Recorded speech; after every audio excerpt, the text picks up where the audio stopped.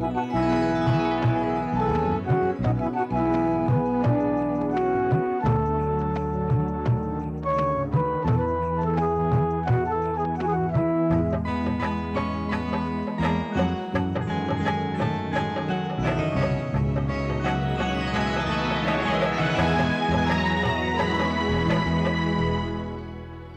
घे, आणखी सांग.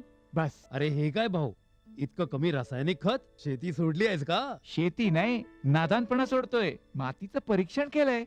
आता तर भाऊ जितकं आवश्यक आहे तितकंच खत शेतात टाकू. हा, शेतकऱ्यांनो, आजच आपल्या जिल्ह्याजवळच्या भूमी परीक्षण प्रयोगशाळेत मातीचं परीक्षण अवश्य करवा आणि मातीची पोषक तत्व, आर्द्रता व रोपांचा विकास बघता केवळ आवश्यकतेनुसारच पोषक तत्व घाला. आणि हो, मातीतलं गंधक, जस्त, बोरॉन सारख्या पोषक तत्वांविषयीही जाणून घ्या. खत आणि जैविक खताच्या योग्य उपयोगानं भूमीचा सकसपणा टिकवून ठेवा, उत्पादकता वाढवा, खर्च कमी करा आणि बहुमोल परकी चलन वाचवण्यातही सहकार्य करा. आणि हो, मंद गतीनं नायट्रोजन उपलब्ध करून देणारी खतं जसं कडुलिंबयुक्त युरियाला प्राधान्य द्या आणि युरियाचा पानांवर शिडकाव करा. अरे वा, तू तर खरोखरी समजूतदार झालास रे. आणखी माहितीसाठी संपर्क करा जिल्हा कृषी अधिकारी किंवा शेतकरी कॉल सेंटर. बायका वसूल करतेस बाबा, करतेस बाबा. तुकाराम, हे तुकाराम. हे शाळेला गेल्या ती. आई, शाळेला गेला? अरे बा नाही सांगायचं तर पटेलाशे बॉल बायडे. वहिलाला म्या शाळेलाच गेलतो, म्हणजे फॉर्म स्कूलला, जिथं शेतकऱ्यांना पिकांचा उपज वाढवायच्या सर्व गोष्टी शिकवल्या जातात. जसं मातीच्या पोतानुसार कोणती खतं योग्य आहेत, कोणती बियाणं आणि गरजेनुसार कोणती कीटकनाशक उत्तम आहेत. खर्च बेताचा, लाभ मोलाचा. हे धर लाला, तुझं कर्ज फिटलंय.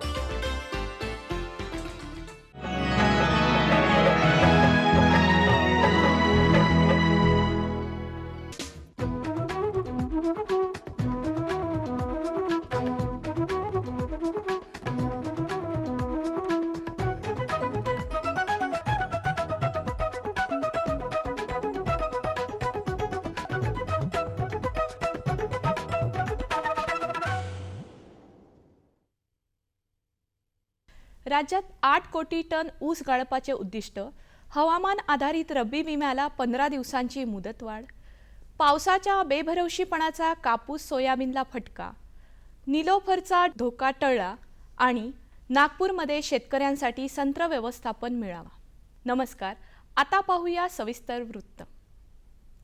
राज्यातील साखर कारखान्यांच्या गाळप हंगामाला सुरुवात झाली असून यंदा राज्यात सुमारे 8 कोटी टन एवढे ऊस गाळप करण्याचं नियोजन आहे. परंतु निवडणुका आणि दिवाळीमुळे गळीत हंगाम उशिरानं सुरू झाला. राज्यात सहकारी खाजगी असे एकूण 226 साखर कारखाने आहेत. आतापर्यंत 11 साखर कारखान्यांनी गळीत हंगाम सुरू केला आहे. यामध्ये नगर, पुणे, सोलापूर, सातारा जिल्ह्यातील 5 सहकारी, 6 खाजगी कारखान्यांचा समावेश आहे. लवकरच मोठ्या प्रमाणात साखर कारखाने गळीत हंगाम सुरू करणार असल्याचा अंदाज साखर आयुक्तालयाने व्यक्त केला आहे. हवामान आधारित रब्बी पीक विमा योजनेतील शेतकरी सहभागाची अंतिम मुदत हरभरा पिकांसाठी 31 ऑक्टोबरवरून 15 नोव्हेंबरपर्यंत, तर गहू पिकासाठी 22 नोव्हेंबरवरून 30 नोव्हेंबरपर्यंत वाढवण्यात आली आहे. नगर, सोलापूर, उस्मानाबाद, अमरावती आणि नागपूर या 5 जिल्ह्यात ही योजना राबवण्यात येत आहे. यापैकी रब्बी ज्वारी पिकासाठी विमा संरक्षण मिळवण्याची अंतिम मुदत नुकतीच म्हणजे 31 ऑक्टोबरला संपली आहे. रब्बी पिकाच्या पेरणीला उशीर झाल्यामुळे हरभरा आणि गहू पिकासाठी विमा उतरवण्याची अंतिम मुदतीत वाढ करण्याची मागणी कृषी आयुक्तालयामार्फत कृषी विमा कंपनीकडे करण्यात आली होती. यानुसार कंपनीनं मुदतवाढीला हिरवा कंदील दाखवला आहे. राज्य सरकारनंही याबाबतचा शासन आदेश जारी केला आहे. राज्यात यंदा पहिल्या टप्प्यात कापसाच्या उत्पादनात 10 ते 15% घट झाल्याचा अंदाज आहे. अतिवृष्टीमुळे कापसाच्या उत्पादनाला फटका बसला आहे. महाराष्ट्राच्या खालोखाल असलेल्या आंध्र प्रदेशमध्येही वादळामुळे पहिल्या टप्प्यातल्या कापूस उत्पादनावर परिणाम झाला आहे. देशात यंदा 1,13,00,000 हेक्टर क्षेत्रावर कापसाची लागवड झाली. त्यात महाराष्ट्र अग्रेसर असून राज्यात 38,70,000 हेक्टर क्षेत्रावर कापसाची लागवड झाली होती. दरम्यान विदर्भात यंदा पुरेशा पावसाअभावी सोयाबीन पिकाचं उत्पादन एकरी अवघ्या 1 ते 2 क्विंटलवर पोचल्यामुळे राज्यातील सोयाबीन पट्ट्यातील अर्थकारण कोलमडलं आहे. राज्याचं सोयाबीन लागवड क्षेत्र सरासरी 28 लाख हेक्टर आहे. 2014-15 मध्ये पेरणी क्षेत्र सरासरी 37,50,000 हेक्टर आहे. यात एकट्या विदर्भात यावर्षी सोयाबीन लागवड क्षेत्र 20 लाख हेक्टरवर पोहोचलं आहे. यावर्षी उत्पादकता एकरी अवघ्या 1 ते 2 क्विंटलवर पोहोचली आहे. निलोफर चक्रीवादळ महाराष्ट्रावर धडकण्याचा धोका कमी झाला आहे. मुसळधार पावसाची शक्यताही मावळल्यानं शेतकऱ्यांनी निश्वास सोडला आहे. निलोफर चक्रीवादळाची अतितीव्रता गुरुवारपासून वेगानं कमी झाली. शुक्रवारपर्यंत अनुक्रमे तीव्र चक्रीवादळ, वादळ आणि सर्वात शेवटी कमी दाबाचा पट्टा असा त्याचा जोर ओसरत गेला. राष्ट्रीय लिंबूवर्गीय फळं संशोधन केंद्राच्या वतीनं नागपूरमध्ये आयोजित राष्ट्रीय शेतकरी मेळाव्यात देशभरातील सुमारे 1,000वर शेतकऱ्यांनी सहभाग घेतला. संत्र्याबाबतच्या विविध समस्या, आधुनिक लागवड पद्धती, दर्जा वाढवणे, विक्री व्यवस्थापन याबद्दल मेळाव्यात मार्गदर्शन करण्यात आले. संशोधन केंद्राच्या सल्लागार समितीचे अध्यक्ष डॉक्टर शरद निंबाळकर तसेच विभागीय कृषी आयुक्त विजय घावटे यांच्या उपस्थितीत मेळाव्याचा समारोप झाला. भात पिकाची पक्वता पाहून काढणी आणि मळणी करावी. रब्बी पिकांची जसे रब्बी ज्वारी आणि गहू यांच्या पेरणीसाठी जमिनीची पूर्वमशागत उरकावी. बागायती हरभरा याची पेरणी 10 नोव्हेंबरपर्यंत पूर्ण करावी. पेरणीसाठी विकास, विश्वास, फुले G12, विजय, विशाल, विराट यापैकी जातीची निवड करावी. पेरणीपूर्वी बियाण्यास बीज प्रक्रिया करून घ्यावी. तसेच पेरणीच्या वेळी हेक्टरी 25 किलो नत्र, 50 किलो स्फुरद द्यावे.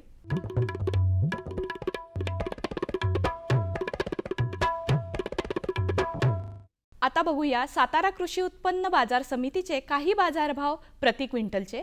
आले कमाल 4,300 रुपये, किमान 2,000 रुपये. बटाटा कमाल 2,600 रुपये, किमान 2,000 रुपये. दुधी भोपळा कमाल 1,000 रुपये, किमान 500 रुपये. फ्लॉवर कमाल 3,500 रुपये, किमान 2,500 रुपये. कांदा कमाल 2,200 रुपये, किमान 1,000 रुपये. कारले कमाल 3,500 रुपये, किमान 3,000 रुपये. कोबी कमाल 700 रुपये, किमान 400 रुपये. लसूण कमाल 3,000 रुपये, किमान 2,000 रुपये. टोमॅटो कमाल 800 रुपये, किमान 400 रुपये.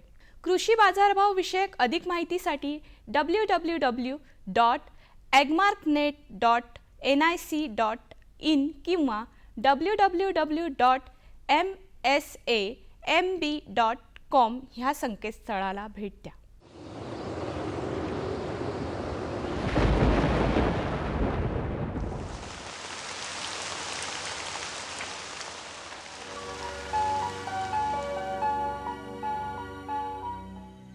राज्यातील हवामान प्रामुख्याने कोरडे राहील.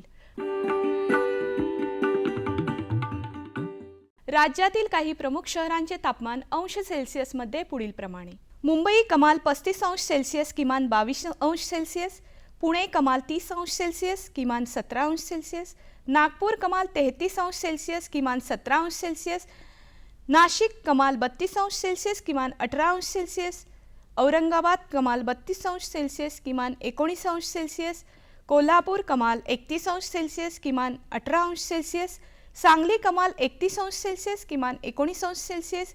सातारा कमाल 30 अंश सेल्सिअस, किमान 17 अंश सेल्सिअस. आणि सोलापूर कमाल 32 अंश सेल्सिअस, किमान 20 अंश सेल्सिअस राहण्याची शक्यता आहे. हवामान विषयक अधिक माहितीसाठी भारतीय हवामान विभागाच्या www.imd.gov.in ह्या संकेतस्थळाला भेट द्या.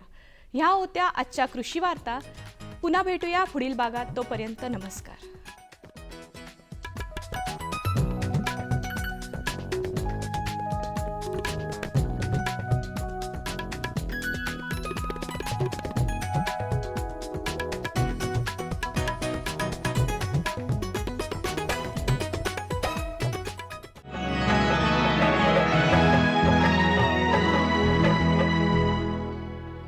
सुगंधाच्या दरवळीमध्ये, स्वादाच्या बहारीमध्ये, प्रगतीच्या डहाळ्यांमध्ये पसरणाऱ्या हास्यांमध्ये, हिरव्यागार झाडांमध्ये, मोठ्या मोठ्या सौद्यांमध्ये, गोड मधुर गुंजनामध्ये, आनंदाच्या चाहुलीमध्ये.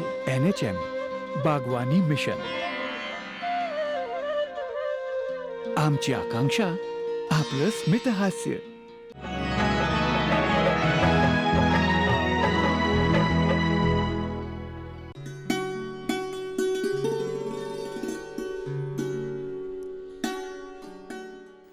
महाराष्ट्र हे शेतीप्रधान राज्य आहे. वर्षानुवर्ष घेतल्या जाणाऱ्या पारंपरिक पिकांकडून आता मात्र महाराष्ट्रातला शेतकरी फळबागा लागवडीकडे वळला आहे. पारंपरिक पिकांच्या उत्पादनाबरोबरच फळबागेतून मिळणारा मोठा आर्थिक फायदा हे या बदलाचं मुख्य कारण आहे. शिवाय शेतीमध्ये नवनवे प्रयोग करून बघणं आणि उत्पादनात वाढ करण्याचा प्रयत्न महाराष्ट्रातला प्रयोगशील शेतकरी नेहमीच करत असतो. सातारा जिल्ह्यातील कराड तालुक्यातील हिंगणोळे गावातील विलास आनंदराव लोंढे पाटील आणि चंद्रशेखर विलास लोंढे पाटील या पितापुत्रांनी पेरूच्या लागवडीचा प्रयोग गेल्या 25 वर्षांपासून यशस्वीरित्या राबवला आहे. माझी एकूण शेती 3 एकर आहे. 3 एकर शेतीत आत्तापर्यंत जे भुईमूग हायब्रिड ही जी पिकं घेतली त्यात काय उत्पादन मिळत नसल्यामुळे मी कृषी विभागाच्या सल्ल्याने मी पेरूबाग लावण्याचा हे विचार केला. नंतर त्यांनी सल्ला दिल्यानंतर मी 20 बाय 20 अंतर ठेवून 3 फुटाचे 2.5 बाय 3 फुटाचे खड्डे काढून शेणखत घालून लिंबोळी पेंड रासायनिक खते त्यात वापरून नंतर मी पेरू लखनौ सरदार ही जात लागण केली. लागण केल्यानंतर 3 वर्षे आंतरपीक भाजीपाला वगैरे घेतला. भाजीपाला घेतल्यानंतर पुन्हा 4थ्या वर्षापासून फलधारणा चालू झाले. थोडा थोडा माल घेतला, निमा माल तोडून टाकला आणि नंतर 5व्या वर्षापासून येणारा संपूर्ण माल आम्ही बागेला ठेवला. 5 महिने पाणी बागेला देतो. प्रत्येक आठवड्याला एक पाणी देतो. 5 महिन्यानंतर बागेचं पाणी तोडलं जातं. नंतर पानगळ करून छाटणी करून नंतर पुढचा सीझन मार्चपासून घेतला जातो. फेब्रुवारी मार्चपासून पुढचा सीझन घेतला जातो. तेथून नंतर कीटकनाशक, शेणखत आणि इतर औषधं म्हणजे रोटावेटरच्या साह्यानं आडवे उभे रोटर मारून नंतर पुन्हा वाफे वगैरे करून पाणी सोडले जातं.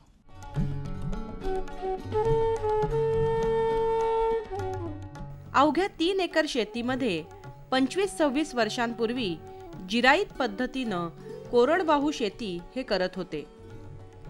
ऊस, हळद, आलं, भुईमूग यासारखी पारंपरिक पिकं घेत त्यातून मिळणाऱ्या तुटपुंजा उत्पादनावर उदरनिर्वाह करत होते. या पारंपरिक शेतीमध्ये मिळणाऱ्या कमी उत्पन्नामुळे फळ शेतीकडे वळण्याचा निर्णय त्यांनी घेतला. 3 एकरांपैकी फक्त 1 एकरात सुरुवातीला पेरूची लागवड करून त्यांनी या फळ शेतीला सुरुवात केली. या सर्वांमध्ये शासनाच्या कृषी विभागाचं मोलाचं मार्गदर्शन आणि सल्ला त्यांना मिळाला. पेरू लागण केल्यानंतर 20 बाय 20 अंतरावरती खड्डे असल्यामुळं रोपांमधील अंतर भरपूर असल्यामुळं आपल्याला त्यामध्ये असणाऱ्या जमिनीचा वापर पुरेपूर करता यावा यासाठी आम्ही त्यावेळेला आंतरपीक घेण्याचा निर्णय घेतला व त्याच्यामध्ये चाकवत, मेथी, गवार यासारख्या पालेभाज्यांचा मी लागवड केली. त्या पालेभाज्यांमधून आम्हाला आर्थिक लाभ बऱ्यापैकी झाला व त्या क्षेत्राचा पूर्णपणे आम्हाला 3 वर्ष वापर करता आला फळभाज्यांसाठी. जसजशी रोपं मोठी होत गेली तदनंतर पालेभाज्यांच्या उत्पादनात घट व्हायला लागली. नंतर आम्ही 3 वर्षानंतर पेरू बागेचे उत्पादन घेण्यास सुरुवात केली. 3 वर्षानंतर झाडांची कार्यक्षमता चांगल्या पद्धतीची झाली. फळधारणा बऱ्यापैकी व्हायला लागली. मग 3 वर्षानंतर आम्ही फळधारणा घेण्यास सुरुवात केली. मग त्यानंतर आम्हाला वार्षिक सर्वसाधारणपणे 1987-88 सालामध्ये 30,000 रुपये एकराप्रमाणे आम्हाला वार्षिक उत्पन्न मिळायला लागलं.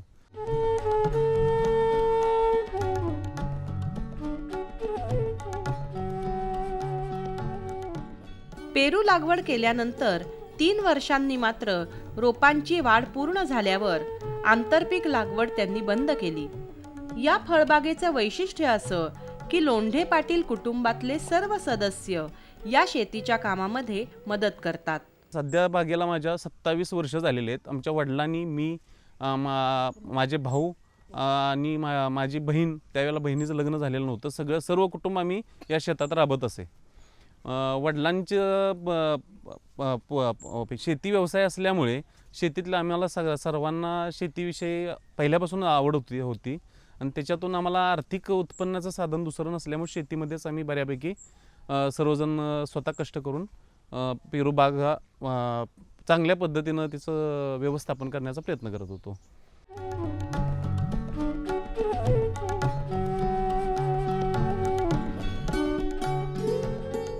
पेरू हे थंड गुणधर्माचं, सामान्यांना परवडणारं असं गोड फळ. लोंढे पाटील यांची चुनखडी आणि मुरबाड जमीन पेरूच्या उत्पादनाला काळ्या मातीपेक्षाही जास्त फायदेशीर ठरली. या मातीमध्ये पेरू फळाचा गोडवाही जास्त मिळाल्याचं लोंढे पाटील कुटुंबियांचं निरीक्षण आहे. अक्षय तृतीयेच्या अगोदर सर्वसाधारणपणे 15 दिवस आपण पाणी देतो बागेला. पाणी दिल्यानंतर त्या बागेला छोटे फुटवे यायला सुरुवात होते आणि फुटवे आल्यानंतर फुलकळी येते आणि नंतर फलधारणा होते, फळांची जोपासना होते. तर पाणी द्यायची पद्धत अशी आहे की सर्वसाधारण एक 10 ते 15 दिवसांना आम्ही पाणी देतो बागेला. आमची जमीन आहे ती थोडीशी हलक्या प्रतीची आहे, म्हणजे थोडीशी चुनखड मिक्स असलेली आहे, मुरमाड वगैरे आहे.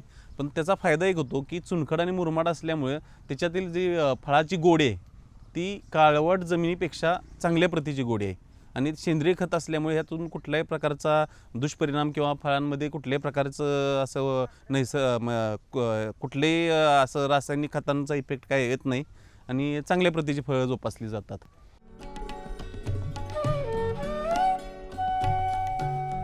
खत व्यवस्थापन हाही पेरूच्या फळबागेतील महत्त्वाचा मुद्दा. या पेरूच्या बागेत शेणखताचा वापर करून तो खूप उपयुक्त ठरल्याचं लोंढे पाटील सांगतात. सेंद्रिय खताचा जास्तीत जास्त वापर केल्यानं पेरूचं उत्पादन आणि फळाचा आकारही मोठा मिळाला आहे. सुमारे 200 ते 750 ग्रॅम पर्यंत एका पेरूचा आकार येऊ लागला आहे. प्रामुख्यानं महत्त्वाचा मुद्दा हा होता की आम्हाला सेंद्रिय खतांमध्ये फळबाग आणण्याचा मुद्दा असल्यामुळे आम्ही खताचं व्यवस्थापन सर्वसाधारणपणे एका रोपाला 3 ते 4 पाट्या शेणखत दरवर्षी पुरवतो. मग शेणखत देण्याची पद्धत अशी आहे की सर्वसाधारणपणे फेब्रुवारी ते मार्च ही पानगळती आम्ही करून घेतो बागेची. पहिल्यांदा पानगळती केल्यानंतर सर्व पानं वगैरे ती झाडून बाहेर काढतो आणि छाटणी करून घेतो बागेची पूर्णपणे. आणि ती झाल्यानंतर आपण शेणखत 3 ते 4 पाट्या प्रत्येक रोपाच्या भोवती विस्कटतो. ते विस्कटल्यानंतर त्याच्यात छोटा पॉवर टेलरच्या साहाय्यानं रोटावेटरच्या साहाय्यानं रोटर मारून घेतो पूर्ण शेतीला आणि त्याच्यात दोन्ही झाडांच्या मधून रोटरच्या साहाय्यानं सऱ्या घालतो आणि सऱ्या घातल्यानंतर पूर्ण चौकडा तयार करून घेतो वाफा बागेचा. तो वाफा तयार करून झाल्यानंतर त्याच्यात गोळी पेंट, लिंबोळी पेंट त्यात मिक्स करतो आणि फेब्रुवारी मार्चच्या एंडिंगला पाण्याचं व्यवस्थापन पाणी द्यायला सुरुवात करतो. तोपर्यंत आपण पाणी देत नाही, कारण आपला महत्त्वाचा मुद्दा आहे असा की पाणी जर दिलं तर बागेला कंटिन्यू फलधारणा होते, कायमस्वरूपी पेरू येतात. तर आपल्याला वर्षातून एकच भार घ्यायचा असतो, कारण एक भार घेतल्यामुळे फायदा एक होतो की फळाची प्रत आहे ती चांगल्या पद्धतीची राहते आणि आपण जर रेग्युलर भार घेतला किंवा 2 भार घेतले तर फळाची प्रत आहे ती फळं लहान जोपासली जातात. त्यासाठी आपण एकच भार पकडतो.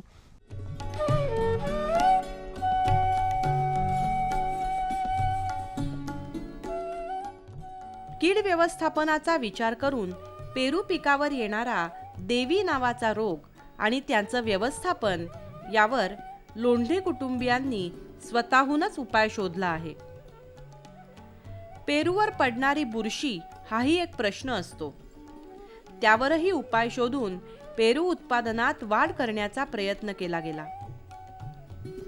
सध्या पेरू बागेतली ही झाडं 27-28 वर्षांची झाली असली तरी अजूनही पेरू उत्पादनात दिवसेंदिवस वाढच होत आहे. म्हणूनच आज प्रति एकर 1,10,000 पर्यंतचं आर्थिक उत्पन्न लोंढे पाटील कुटुंबियांना मिळवून देत आहे. याच्यावर पेरू हा असं फळ आहे की त्याच्यावर मॅक्झिममरित्या कुठल्याही प्रकारचा रोगाचा प्रादुर्भाव फार कमी प्रमाणात असतो. याच्यात एकच रोग आहे की देवी म्हणून एक प्रकारचा रोग आहे. देवी रोग आहे तो असे टिपके पडले जातात ते पेरूला. अशा पद्धतीचे टिपके पडतात बघा अधूनमधून कुठं छोटे छोटे. आणि ह्या जो टिपका पडलेला आहे त्याच्या आत बरोबर आळी असते बारीक प्रकारची. ती आळी असते ती पेरूला पोकरते आतून आणि ते फळ पूर्ण बाद होतं. तर त्याच्यासाठी बरीचशीच आम्ही कीटकनाशकं वापरून बघितली, बरीचशीच औषधं वापरली, पण आम्हाला त्याच्यातून काय बऱ्यापैकी रेस्पॉन्स मिळणार. ही रोग कंट्रोलमध्ये येत नव्हता. आम्हाला त्याचा 4 ते 5 वर्ष फार प्रादुर्भाव झाला आहे देवी रोगाचा. तर सर्वसाधारण आम्ही वैयक्तिकच त्याच्यावर प्रक्रिया करण्याचा प्रयत्न केला की हा रोग कसा आटोक्यात येईल. त्यावेळेला आम्ही बऱ्यापैकी पाणी अगोदरच द्यायचो. त्याच्यामुळं फळं काय कंटिन्यू बाग ओली राहायची, हिरवी राहायची. तर नंतर आम्ही निर्णय घेतला की पाणी तोडून पाहायचं जरा. आणि त्या पाणी तोडल्यामुळे फुलं म्हणजे पानं गळती व्हायला लागली. मग पानं गळती झाल्यानंतर पूर्ण बाग अशी मोकळी होते. म्हणजे असे सडांबे राहतात नुसते झाडांचे असे.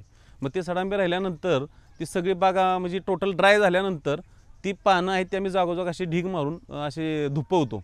मग त्याची असे आपला धूर तयार करतो बागेत थोडक्यात.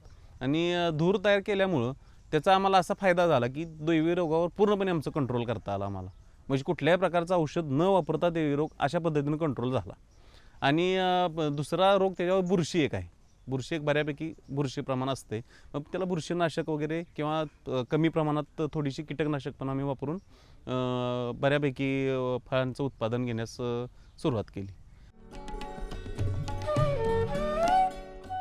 पारंपरिक पद्धतीनं शेती आणि त्यात घेतली जाणारी पारंपरिक पिकं, त्यातून मिळणारं बेभरवशाचं तुटपुंज उत्पन्न, या सर्व कारणांमुळे महाराष्ट्रातला प्रयोगशील शेतकरी फळ शेतीकडे वळू लागला आहे. कमी त्रास म्हणजे बऱ्यापैकी कमी त्रास फळबागेत आहे. आणि फळबाग उत्पादन घ्यायला नवीन जनरेशनमध्ये नवीन लोकांनी घ्यावेत असं माझं तर मत आहे. आणि फळबागेतून चांगल्या प्रकारचं उत्पादन मिळतं आहे आणि आर्थिक लाभ चांगला होतो आहे. सर्वसाधारणपणे एका एकरातून वार्षिक उत्पादन 1,20,000 रुपये वार्षिक उत्पादन मिळते. त्याच्यात आपल्याला नेट खर्च, ह्याच्यात खर्च काय नाही आहेच. फक्त खर्च म्हणजे तोडणी आणि कीटकनाशक तर काय कमी प्रमाणातच आहे. बुरशीनाशक पण कमी प्रमाणात. आणि एकदा 3 ते 4 पाट्या शेणखत दिलेलं असतं त्यामुळं याच्यातून खर्च कमी प्रमाणात येतो आहे. मग नेट 1,10,000 आपल्याला 1,10 नेट शिल्लक राहू शकते पर 1 एकर. फळ शेतीचा हा नवा प्रयोग चांगलं आर्थिक उत्पन्न मिळवून देणारा असल्यानं भविष्यामध्ये शेतकऱ्यांना फायदेशीर आणि उपयुक्त ठरणार आहे हे निश्चित.